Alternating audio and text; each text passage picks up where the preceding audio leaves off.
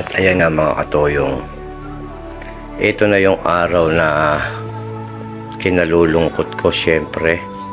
Yun yung huling tingin ko sa kanya bago siya umalis dyan sa kinatatayuan niya. Kasi nandyan na yung mga funeral at kukunin na siya at dadalhin siya doon sa kanya sasakyan patungo sa kanyang huling hantungan. So nalulungkot ako.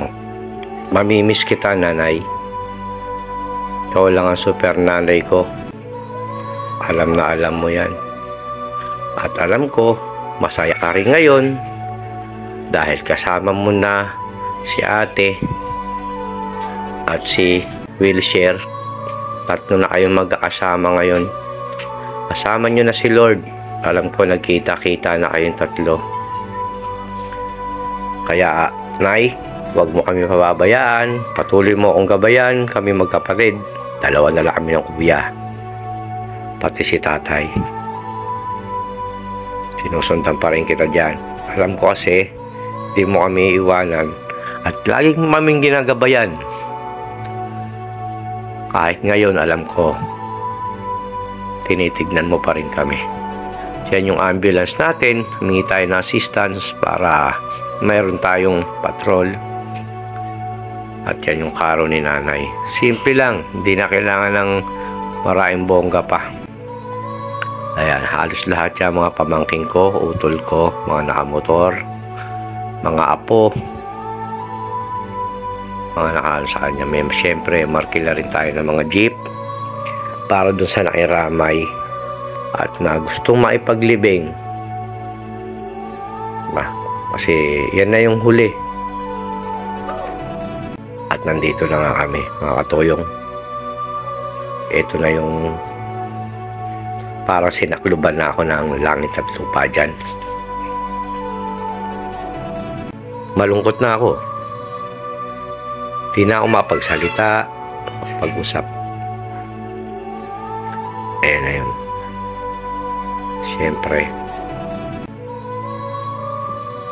di na ako dyan.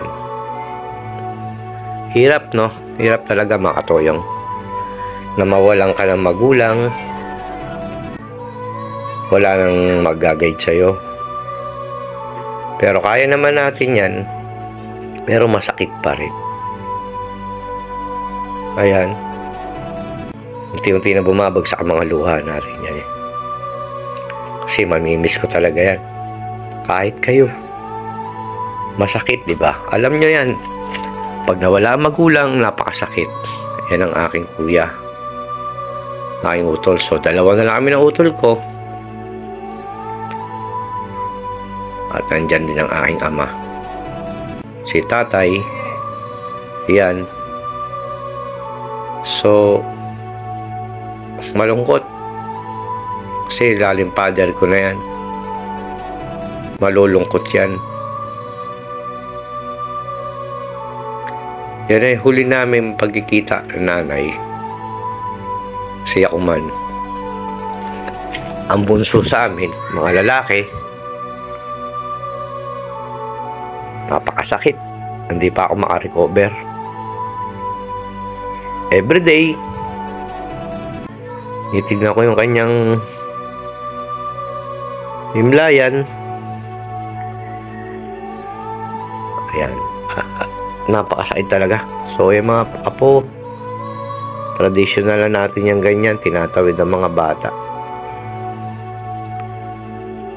So, alam naman natin, nakasama lang si Lord. Nay,